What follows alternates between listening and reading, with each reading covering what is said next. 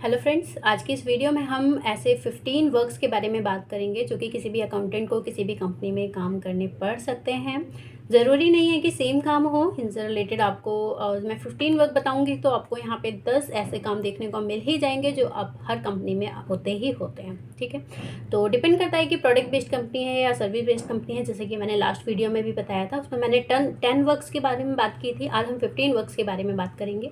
ऐसे ही और भी वीडियो हैं जिसका लिंक मैं डिस्क्रिप्शन में दे दूंगी, आप उन पे ज़रूर विजिट करें। आपको ऐसी बहुत सारी नॉलेज यहाँ पे मिलने वाली है। तो चलिए वीडियो स्टार्ट करते हैं। देखिए, यहाँ पे मैंने लिस्ट बनाई हुई है। जैसे कि यहाँ आप लिस्ट देख सकते हैं, ये मैंने पूरी बनाई हुई है। तो मैं एक एक करके आपको एक्सप्लेन करती हूँ। आप ध्यान से सुने, वीडियो को एंड तक देखें, आपको काफ़ी नॉलेज यहाँ पे मिलने वाली है। चलिए देख लेते हैं। जैसे कि 10 वर्क के बारे में हमने पहले बात की थी, अब हमारा यहाँ पे फिर से हम 15 वर्क के बारे में बात करने वाले हैं। सबसे पहले है हमारा पेटीएम। देखिए, आप किसी कंपनी में अगर काम करते हैं और वहाँ पे पेटीएम पे भी आप यहाँ पे पेमेंट रिसीव करते हैं और किसी को पेमेंट करते हैं, तो आपको पेटीएम की एंट्री भी करनी होगी। पेटीएम की एंट्री करनी होगी, उसकी स्टेटमेंट जनरेट होती है मंथली। आपको स्टेटमेंट डाउनलोड करके अपनी उसकी एक अलग से फाइल भी बनानी होगी और वहाँ पे पेटीएम की entry time to time expense book करके और पेटीएम की एंट्री भी करनी होगी। ठीक है, तो इस चीज़ का आपको यहाँ पे ध्यान रखें। और यहाँ पे अब बात कर लेते हैं। बैंक स्टेटमेंट प्रिंट करना है, उसके बाद फाइल में लगाना है और आपको एंट्री भी करनी है। तो आपको जैसा कि समझ आ गया होगा, बैंक स्टेटमेंट की एंट्री जो कि सबसे पहला काम होता है हर कंपनी में। तो जितने भी बैंक हैं आपके, सभी की मंथली स्टेटमेंट निकालें और उनकी एंट्री टाइम टू टाइम वहाँ पर अपने जो भी सॉफ्टवेयर यूज़ किया जाता है उसमें कर लें। ठीक है, और फाइल तो आपको रेडी करनी ही है, फिजिकली फॉर्म में तो चाहिए और सॉफ्टवेयर में भी आपका सब कुछ अपडेट रहना चाहिए। चलिए, अब हम नेक्स्ट की बात कर लेते हैं। Credit card statement, bill payment, reward point entry, Contra entry. देखिए, क्रेडिट कार्ड किसी किसी कंपनी में क्रेडिट कार्ड का यूज़ भी होता है, तो उसकी भी मंथली यहाँ पे जो स्टेटमेंट है वो जनरेट होती है। तो उसकी एंट्रीज़ भी आपको अपने बुक्स में करनी है। बुक्स मीन्स अपने सॉफ्टवेयर में करनी है। और यहाँ पे कब कब पेमेंट हुई है, बैंक के थ्रू ही पेमेंट होती है, तो बैंक के थ्रू, जिस बैंक के थ्रू हुई है उसमें एंट्री ज़रूर होगी। तो यहाँ पे आपको बिल्कुल क्रॉस वेरीफाई करना है कि सभी चीज़ें यहाँ पे वेरीफाई हैं, इक्वल हैं या नहीं है। ठीक है, तो ये सभी चीज़ें एंट्री आप करके यहाँ पे कर सकते हैं। रिवॉर्ड पॉइंट, आपके रिवॉर्ड पॉइंट यूज़ अगर time to time credit card use करते हैं तो रिवॉर्ड पॉइंट कुछ आते हैं, तो उनको भी आप यहाँ पे यूज़ कर सकते हैं और उनकी भी एंट्री आपको यहाँ पे करनी होगी। चलिए, हमने यहाँ पेटीएम की बात कर ली है। और पेटीएम में कभी भी आपको अगर कहीं से पेमेंट आती है या जाती है तो उसके लिए स्पेसिफ़िक कभी कभी हमें कंफ्यूज हो जाते हैं, तो उसी टाइम आप वहाँ पे मेंशन कर दें या किसी ग्रुप में उसी डेट में जब आप ग्रुप में डाल दें, लिख के डाल दें कि हाँ, यहाँ से पेमेंट आई है या हमने यहाँ किसी को पेमेंट की थी, रेफरेंस के लिए। ठीक है, जैसे कि हम नरेशन भी बोल सकते हैं। हमें नरेशन में क्या लिखना होगा तो उसके लिए आप रेफरेंस में अपने ग्रुप में डाल दें और जब भी आप एंट्री करें तो वहाँ ग्रुप से देख के अपना एंट्री कर लें। तो ये इससे बहुत इजी हो जाता है वर्क करने में। तो मैं आपको अपने एक्सपीरियंस से एक्सप्लेन कर रही हूँ ताकि आपको इस तरह की कोई प्रॉब्लम ना आए। क्रेडिट कार्ड के लिए भी आप ऐसे ही कर सकते हैं। अगर कोई पेमेंट करते हैं तो अपने ग्रुप में ऐसे ही डाल दें, उसी डेट में जाके जब आप बैक डेट में चेक करेंगे तो ईजिली आपको वहाँ पे पता चल जाएगा तो आपने किस चीज़ की पेमेंट की थी। चलिए, आगे हम बात कर लेते हैं day book expense with bills. Day book expense, day book तो सभी कंपनीज़ में होती है। डे बुक में आपको लिखना होता है डेली के जो कैश में आप एक्सपेंस कर रहे होते हैं, तो वो आपने कहाँ कहाँ पेमेंट करी है। ठीक है, और साथ में जब पेमेंट करेंगे तो आपको वहाँ पे बिल भी आएगा। मान लीजिए आपने किसी भी एक्सपेंस के लिए आपने दिया, तो वो जब वहाँ से खर्चा होगा तो उसका बिल भी लेकर आएगा, तो उस बिल को आपको संभाल के रखना है। ये आपके डेली के बिल हो जाते हैं, तो यहाँ पे इनको भी आपको टाइम टू टाइम बुक करना है अपनी बुक्स में। 6th है यहाँ पे account number, name, IFSC, user ID, password, save transaction password, mobile number.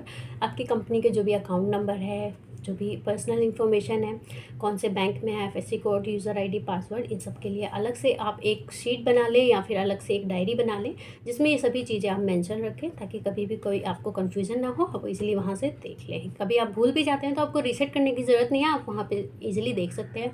और उन डायरी को सेफ रखें, लॉकर में रखें ताकि किसी के हाथ ना लगे, इस चीज़ का आप ध्यान रखें।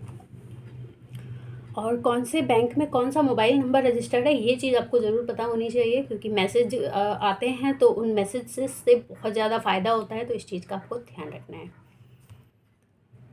इंपोर्ट, देखिए अगर आप किसी भी कंपनी में हैं और वहाँ पे इंपोर्ट या एक्सपोर्ट से रिलेटेड काम होता है तो वहाँ पे एक आईईसी कोड होता है, उस कोड को आप फ्रंट पे लिख लें क्योंकि उसकी ज़रूरत आपको कभी कभी पड़ती रहेगी। तो ये रियली बहुत कम कंपनियों में होता है, अगर आप किसी एमएनसीज कंपनी में हैं या फिर ऐसी कंपनी जहाँ इंपोर्ट होता है, अगर ऐसा कुछ नहीं है तो आपको इसकी ज़रूरत नहीं पड़ेगी।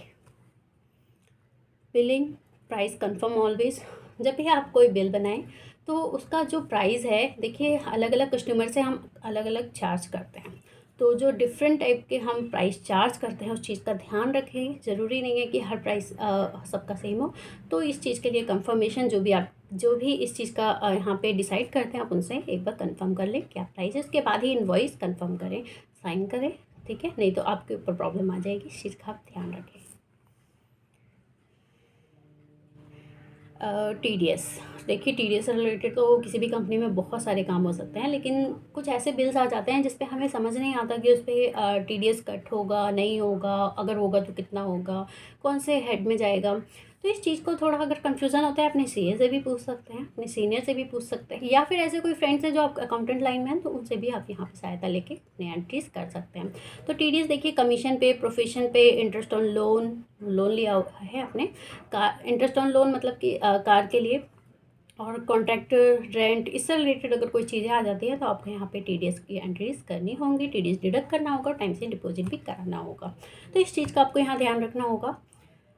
नेक्स्ट हम बात कर लेते हैं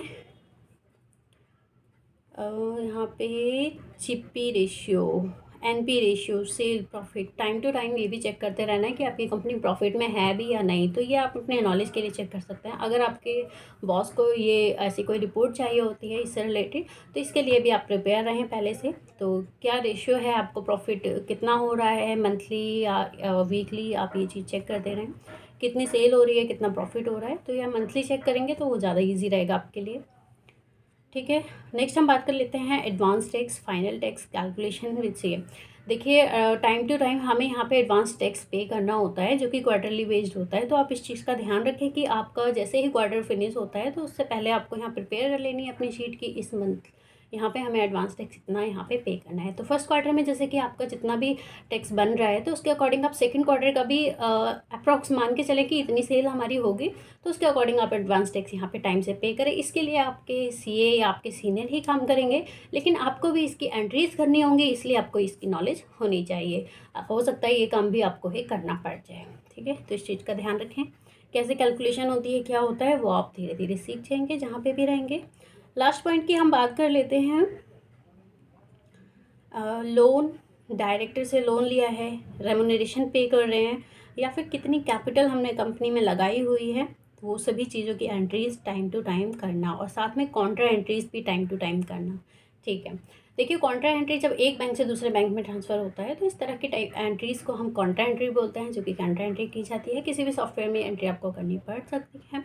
तो यहाँ पे अगर कहीं से भी लोन किसी डायरेक्टर से ने डिपॉजिट करा है आपके बैंक में, ठीक है, अब उन्होंने बताया नहीं कि उन्होंने ये कंपनी को लोन दिया है, ठीक है, तो ऐसे में आपको उनसे पूछना होगा अपने बॉस से कि ये लोन है या क्या है, तो उसी हिसाब से आपको यहाँ पे एंट्रीज करनी है। अपने बॉस से बिल्कुल घबराना नहीं है, इन सब चीज़ों पे डिस्कस करना है ताकि कोई भी एंट्री गलत ना हो, इन फ्यूचर आपको कोई प्रॉब्लम ना आए। ठीक है, और कोई कन्फ्यूज़न भी ना हो। तो आज की इस वीडियो में इतना ही, मिलते हैं ऐसे ही नेक्स्ट वीडियो में। मैंने ऐसी बहुत सारी वीडियो बनाई हुई हैं जिनका लिंक मैंने डिस्क्रिप्शन में दिया है, जैसे कि मैंने स्टार्टिंग में बताया था। आप वीडियो को देखेंगे तो आपको काफ़ी सारी नॉलेज यहाँ पे मिलने वाली है। और आप किसी भी टाइप की वीडियो अगर चाहते हैं तो यहाँ पे कमेंट भी कर सकते हैं, मैं उस पर डेफिनेटली वीडियो ज़रूर बनाऊँगी। ठीक है, तो थ्योरेटिकल आपको मैं यहाँ पे बता रही हूँ, प्रैक्टिकल में कुछ करके नहीं बता रही हूँ, क्योंकि आप कब किसी भी कंपनी में जाएंगे तो प्रैक्टिकली वहाँ पे ऑटोमेटिक सीख जाएंगे। कंपनी का बैक डेटा देखेंगे, जैसे कि मान लीजिए आपने अप्रैल में ज्वाइन किया है तो लास्ट ईयर का आप पिछले क्वार्टर का डाटा देख लें और आपको धीरे धीरे वहाँ पे एनालाइज करें, ऐसा है वैसा है क्या है, समझ आ जाएगा। ठीक है, तो आज के वीडियो में इतना ही, मिलते हैं नेक्स्ट वीडियो में, जब तक के लिए टेक केयर, बाय बाय।